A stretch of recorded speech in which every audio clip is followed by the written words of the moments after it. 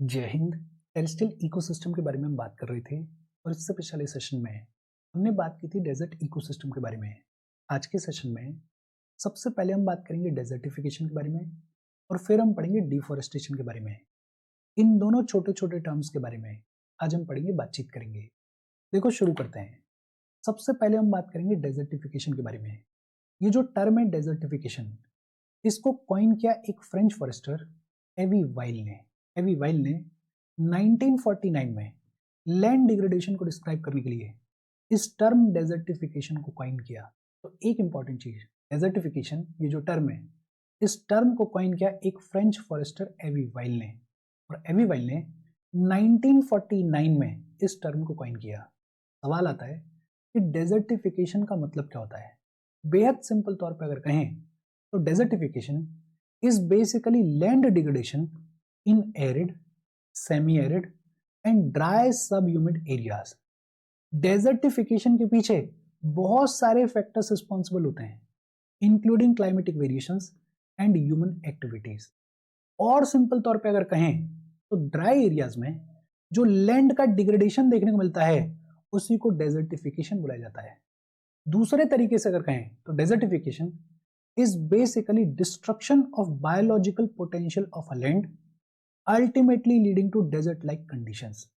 कोई लैंड है, उसका biological potential over the period of time destroy हो रहा है, ultimately leading to desert like conditions, तो उसको क्या बुलाया जाएगा? उसको डेजर्टिफिकेशन बुलाया जाएगा। बेहद simple. Desertification is basically land degradation in arid, semi arid and dry सब ह्यूमिड एरियाज।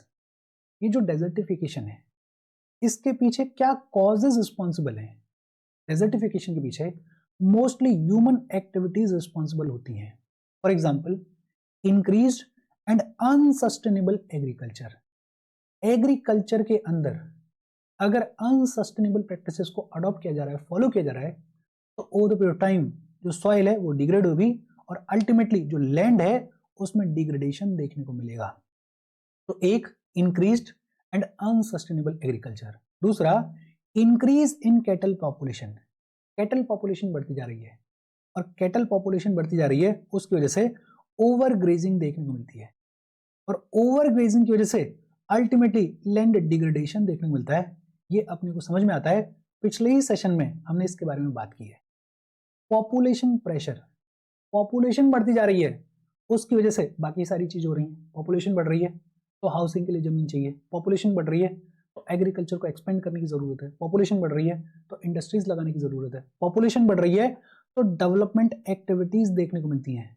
और इन सब की वजह से लैंड के ऊपर प्रेशर डेवलप होता है। इन सब की वजह से अल्टीमेटली लैंड डिग्रेडेशन देखने को मिलता है। इसके अलावा सॉइल इरोजन, किसी भी रीजन की वजह से अगर सॉइल इरोड हो रही है तो over the period of time जो सॉइल है उसकी क्वालिटी डिग्रेड होगी, खराब होगी और अल्टीमेटली लैंड डिग्रेडेशन देखने को मिलेगा। Depletion of ground water reserves, ये जो ग्राउंड वाटर है ये बेहद इंपॉर्टेंट रोल प्ले करता है in general, in agriculture, in life. अगर ग्राउंड वाटर रिजर्व्स का डिप्लीशन देखने को मिलेगा तो अल्टीमेटली लैंड डिग्रेडेशन देखने को मिलेगा। इरिवर्सिबल चेंजेस टू वेजिटेशन, कोई पर्टिकुलर एरिया है उसमें जो वेजिटेशन कम्युनिटी है उसमें किसी भी रीजन की वजह से अगर इरिवर्सिबल चेंजेस आ गए तो अल्टीमेटली लैंड डिग्रेडेशन देखने को मिलेगा। डेजर्टिफिकेशन क्या होता है, डेजर्टिफिकेशन के पीछे कौन से कॉजेज रिस्पॉन्सिबल हैं, ये होपफुली आपको समझ में आया होगा। ये जो डेजर्टिफिकेशन है ये बहुत बड़ी समस्या होती है डेजर्ट के इर्द गिर्द वाले एरियाज में। फॉर एग्जाम्पल, ये हमारा थार डेजर्ट है। अब थार डेजर्ट के इर्द गिर्द वाले जो एरिया हैं, आसपास वाले जो एरिया हैं, उनमें ये जो डेजर्टिफिकेशन है ये बड़ी समस्या है। बिकॉज ये जो डेजर्ट है ये एक्सपेंड करने की कोशिश करता है और अगर डेजर्ट एक्सपेंड करेगा तो आसपास की जो लैंड है वो डिग्रेड होगी, डेजर्टिफिकेशन देखने को मिलेगा। और इसीलिए जो हमारी अरावली रेंजेस हैं वो बेहद इंपॉर्टेंट हैं।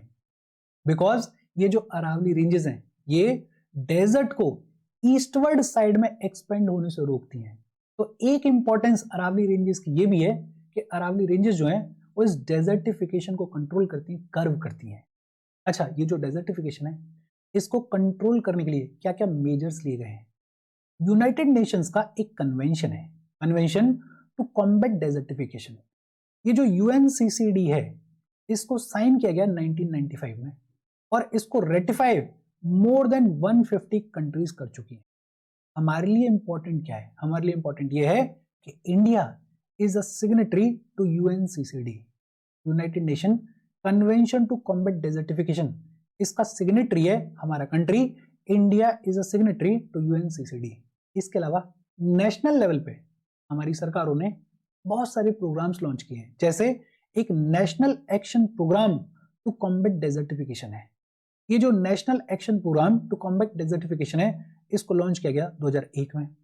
इसके अलावा और बहुत सारे छोटे छोटे प्रोग्राम्स हैं जिनको लैंड डिग्रेडेशन और डेजर्टिफिकेशन को कॉम्बैट करने के लिए लॉन्च किया गया है। जैसे एक इंटीग्रेटेड वाटरशेड मैनेजमेंट प्रोग्राम है। ज्योग्राफी के अंदर, करंट अफेयर्स के अंदर फॉर श्योर आपने इंटीग्रेटेड वाटरशेड मैनेजमेंट प्रोग्राम के बारे में पढ़ा होगा। एक नेशनल एफॉरेस्टेशन प्रोग्राम है। देखो, डेजर्टिफिकेशन हो, डिफॉरेस्टेशन हो, अगर इनसे हमें लड़ना है तो सबसे बढ़िया इलाज क्या है? एफॉरेस्टेशन। पेड़ लगाओ, जंगल लगाओ, जितना ज्यादा हो सकता है उतना एफॉरेस्टेशन करो। तो नेशनल एफॉरेस्टेशन प्रोग्राम को लॉन्च किया गया। National mission for green India है, national mission for green India, इसको लॉन्च किया गया। एक डेजर्ट डेवलपमेंट प्रोग्राम है, डेजर्ट के डेवलपमेंट के लिए, डेजर्टिफिकेशन को रोकने के लिए, लैंड डिग्रेडेशन को रोकने के लिए डेजर्ट डेवलपमेंट प्रोग्राम को लॉन्च किया गया। और एक नरेगा हुआ करता था, अब नरेगा को रिप्लेस कर दिया गया है बाय विकसित भारत जी राम जी। लेकिन ये जो नरेगा है इसमें जो ग्राउंड लेवल पे इकोलॉजी को बेहतर करने के लिए, फॉरेस्ट को बेहतर करने के लिए ऐसे छोटे छोटे काम करवाए जाते थे। तो ये जो नरेगा है ये भी कंट्रीब्यूट करता था हमारी इस लड़ाई में। बेहद सिंपल और इजी सी बात है। एक बात ये भी है कि ये ऐसा टॉपिक है जिसको रटने की या पढ़ने की जरूरत नहीं है। हाँ, कुछ फैक्ट्स हैं, जैसे एबी वाइल का नाम आपको पता होना चाहिए, 1949 में इस टर्म को कॉइन किया गया, ये आपको पता होना चाहिए। बाकी डेजर्टिफिकेशन क्या है, उसके पीछे क्या कॉजेज रिस्पॉन्सिबल हैं, ये तो आपको ऑटोमेटिकली समझ में आनी चाहिए अगर आप यूपीएससी के लिए प्रिपेयर कर रहे हो। तो बेसिक बात है, न्यूज़पेपर में अगर आप पढ़ रहे हो तो ये टर्म्स ऐसे हैं जो कि न्यूज़पेपर में भी आते रहते हैं। होपफुली यहां तक चीजें आपको समझ में आई होंगी। अगर कोई डाउट है तो कमेंट करके पूछ लेना। हम आगे बढ़ें उससे पहले वीडियो पे लाइक के बटन को दबा दो। लाइक दबाना जरूरी है बिकॉज यूट्यूब ऐसे ही फंक्शन करता है। जब आप वीडियो पे लाइक के बटन को दबाते हो तो यूट्यूब वीडियो को कंसिडर करता है और थोड़ा सा पुश कर देता है। तो लाइक का बटन दबा दो, शेयर कर दो अपने सोशल मीडिया हैंडल्स पर, व्हाट्सएप वगैरह पे अपने फ्रेंड्स को। जो भी लोग इसमें इंटरेस्टेड है, इससे रिलेटेड पढ़ाई कर रहे हैं, उनको शेयर कर दो। अगर चैनल को सब्सक्राइब नहीं किया है तो फॉर श्योर चैनल को सब्सक्राइब कर लो। और अगर आप केपेबल हो हेल्प करना चाहते हो तो आप हमें हेल्प कर सकते हो by clicking on the join button, या फिर आप कंट्रीब्यूट भी कर सकते हो क्यूआर कोड को स्कैन करके। अच्छा, डेजर्टिफिकेशन का मतलब क्या होता है वो तो होपफुली आपको समझ में आया होगा। एक desertification and land degradation Atlas of India है। ये जो desertification and land degradation Atlas of India है इसको पब्लिश किया गया 2021 में। कब पब्लिश किया गया? 2021 में पब्लिश किया गया। किसने पब्लिश किया? इसरो के स्पेस एप्लीकेशन सेंटर ने इसको पब्लिश किया। Desertification and land degradation Atlas of India को किसने पब्लिश किया? इसरो के स्पेस एप्लीकेशन सेंटर ने। कब पब्लिश किया? 2021 में। ये जो एटलस है ये बात करती है about the status of Indian desertification. India में डेजर्टिफिकेशन का स्टेटस क्या है उसके बारे में बात की गई है इस desertification and land degradation Atlas of India में। बेसिकली ये जो एटलस है ये स्टेट वाइज डेटा प्रोवाइड करती है, बताती है कि 2018-19 में हर एक स्टेट के अंदर कितनी डिग्रेडेड लैंड देखने को मिल रही है। तो डेटा प्रोवाइड करती है स्टेट वाइज और बताती है कि 2018-19 में हर एक स्टेट में कितनी कितनी डिग्रेडेड लैंड हुआ करती थी। प्लस इस एटलस के अंदर पिछले 15 साल में 2003-05 से लेके 2018-19 तक पिछले 15 साल में लैंड किस तरीके से चेंज हुई है, लैंड का यूज किस तरीके से चेंज हुआ है, उसकी एनालिसिस भी प्रोवाइड की गई है। तो एक इंपॉर्टेंट चीज, ये जो desertification and land degradation Atlas of India है इसको पब्लिश किसने किया? इसरो के स्पेस एप्लीकेशन सेंटर ने पब्लिश किया। और इसमें किस चीज के बारे में बात की गई है? स्टेट वाइज डेटा प्रोवाइड किया गया है डिग्रेडेड लैंड्स का फॉर 2018 एंड 19 प्लस पिछले 15 साल में लैंड और उसका जो डिग्रेडेशन है, उसका जो यूज है, उसमें किस तरीके से वेरिएशंस आए हैं, उसका पूरा एनालिसिस भी प्रोवाइड किया गया है। कुछ फैक्ट्स भी दिए गए हैं, और फैक्ट्स क्या कहते हैं? Total area undergoing land degradation in India is 97.58 million hectare. India में total area undergoing land degradation कितना है? 97.58 मिलियन हेक्टेयर, विच इज लगभग 29% of the total area. Total area under desertification is 82.64 million hectares. ऐसी land which is undergoing degradation वो कितनी है? 97.58 million hectare. और ऐसी लैंड जहां पे डेजर्टिफिकेशन हो चुका है वो कितनी है? 82.64 मिलियन हेक्टेयर, विच मींस ये अपने आप में बड़ा नंबर है। एक लंबी चौड़ी लैंड या तो हमारी खराब हो चुकी है या ऑलरेडी डेजर्टिफाई हो चुकी है, तो इस पे हमें सिग्निफिकेंट काम करने की जरूरत है, इसको हमें इंप्रूव करने की जरूरत है।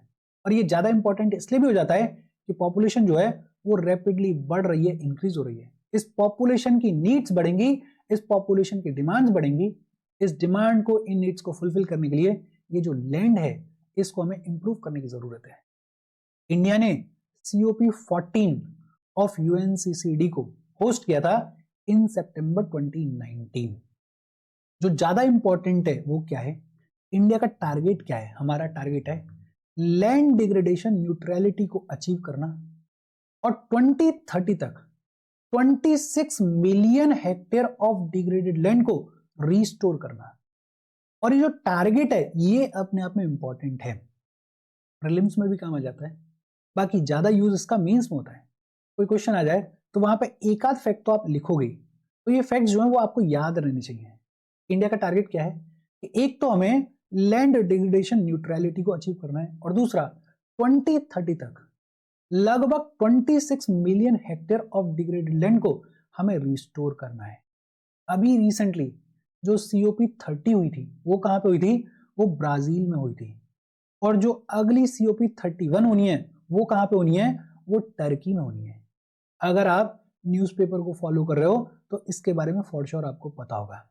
अच्छा, डेजर्टिफिकेशन और उससे रिलेटेड कहानी क्या है वो होपफुली आपको समझ में आई होगी। अब बात की गई है डिफॉरेस्टेशन के बारे में। और डिफॉरेस्टेशन क्या होता है? बड़ा सिंपल है। लार्ज स्केल पे अगर फॉरेस्ट को काटा जाए, लार्ज स्केल पे अगर पेड़ों को काटा जाए तो उसको क्या बुलाया जाता है? उसको डिफॉरेस्टेशन बुलाया जाता है। लार्ज स्केल पे हम फॉरेस्ट को क्यों काटेंगे? अर्बनाइजेशन की वजह से, इंडस्ट्रियलाइजेशन की वजह से, माइनिंग की वजह से, फ्यूल रिक्वायरमेंट्स की वजह से, डेवलपमेंट प्रोजेक्ट्स की वजह से, एग्रीकल्चर को एक्सपेंड करने के लिए, शिफ्टिंग कल्टीवेशन की वजह से, फिर इसके अलावा छोटे मोटे रीजंस जैसे ओवरग्रेजिंग है, जैसे फायर है, जैसे पेस्ट वगैरह है। तो इन रीजंस की वजह से, दीज आर दी कॉजेज जिसकी वजह से डिफॉरेस्टेशन देखने को मिलता है। अब ये जो कॉजेज हैं ये ऐसे नहीं है कि इनको रटा जाए या इनको रिवाइज किया जाए बार बार। ये तो आपको समझ में आता है ना कि पेड़ क्यों काटे जा रहे हैं। अर्बनाइजेशन के लिए, इंडस्ट्रियलाइजेशन के लिए, माइनिंग के लिए, फ्यूल रिक्वायरमेंट्स के लिए, डेवलपमेंट प्रोजेक्ट के लिए, एग्रीकल्चर एक्सपेंशन के लिए, शिफ्टिंग कल्टीवेशन के लिए, फिर छोटे मोटे रीजंस जैसे ओवरग्रेजिंग, जैसे फायर, जैसे पेस्ट। और ये जो डिफॉरेस्टेशन है इसका इम्पैक्ट क्या होता है? देखो, ग्रीन हाउस गैसेस का एमिशन देखने को मिलता है। ये जो फॉरेस्ट होते हैं ये नेचुरली कार्बन को स्टोर करते हैं, सिक्वेस्टर करते हैं।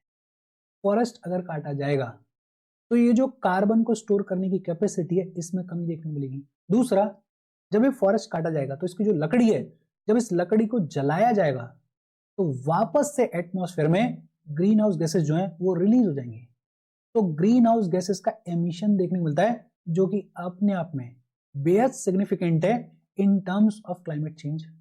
सॉइल इरोजन देखने को मिलता है। Over the period of time जो फॉरेस्ट था उसकी जड़ों ने मिट्टी को पकड़ा हुआ था, सॉइल इरोजन देखने को नहीं मिलता था। लेकिन जैसे ही फॉरेस्ट कट गया सॉइल जो है वो एक्सपोज हो गई, वीक हो गई। अब क्या देखने को मिलेगा? अब सॉइल इरोजन देखने को मिलेगा। वाटर साइकिल में डिसरप्शंस देखने को मिलते हैं।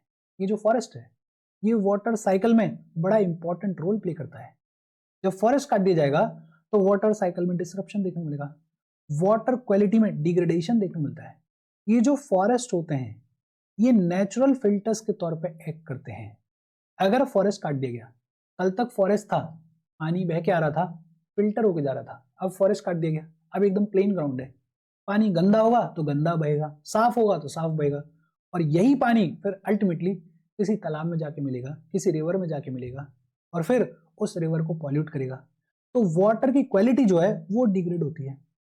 High risk of wild Fyers देखने को मिलती है। ये जो फॉरेस्ट होते हैं, इनकी वजह से सॉइल में और एयर में मॉइस्चर देखने को मिलता है, और इस मॉइस्चर की वजह से वाइल्ड फायर्स देखने को नहीं मिलती हैं। लेकिन जब फॉरेस्ट कट गया तो ना तो एयर में और ना ही सॉइल में मॉइस्चर रहेगा, और मॉइस्चर नहीं रहेगा, ड्राई कंडीशंस अगर डेवलप हो जाएंगी तो फिर वाइल्ड फायर्स का ज्यादा रिस्क देखने को मिलेगा। Increased risk of natural disasters. Forest है, कोई फ्लड आई तो फॉरेस्ट जो है वो बैरियर के तौर पे काम करेगा। लेकिन अगर फॉरेस्ट कट गया है तो फ्लड जो है, वो जो पानी है, वो अपने स्पीड पे बहेगा और खूब सारी डैमेज करेगा। नॉर्मल से एग्जांपल, विंड चल रही है, तेज विंड चल रही है, फॉरेस्ट है तो फॉरेस्ट बैरियर के तौर पे काम करेगा। लेकिन अगर फॉरेस्ट नहीं है तो विंड फुल स्पीड पे फ्लो करेगी, डेजर्टिफिकेशन देखने को मिलेगा, उसकी वजह से नुकसान देखने को मिलेगा। तो increased risk of natural disasters देखने को मिलता है, कल्चरल इरोजन देखने को मिलता है, लॉस ऑफ लाइवलीहुड देखने को मिलता है। और ये बड़ा सिग्निफिकेंट इंपैक्ट है। जो इंडिजिनियस पॉपुलेशन है, जो ट्राइबल पॉपुलेशन है, जो कि जंगलों में रहती है, जंगलों पर डिपेंड करती है, अगर ये फॉरेस्ट काट दिए जाएंगे तो उनका कल्चर खत्म हो जाएगा, कल्चरल इरोजन देखने को मिलेगा। वो लाइवलीहुड के लिए भी फॉरेस्ट पर डिपेंड करती हैं, तो लॉस ऑफ लाइवलीहुड भी देखने को मिलता है। इजी और सिंपल सी बात है। आज ये जो दो टॉपिक्स हमने पढ़े हैं बेहद सिंपल है, अलग से पढ़ने की जरूरत भी नहीं है, बट हम किताब को फॉलो कर रहे हैं, किताब में दे रखा है तो हमने बात कर ली है। बट हाँ, ये ऐसी चीजें हैं कि आपको ऑटोमेटिकली दिमाग में होनी चाहिए। आज की बातचीत हम यहीं पे खत्म कर रहे हैं। इनफैक्ट ये जो चैप्टर है टेरेस्ट्रियल इकोसिस्टम, ये चैप्टर भी खत्म हो गया। कोई डाउट हो कमेंट करके पूछ लेना। Thank you very much.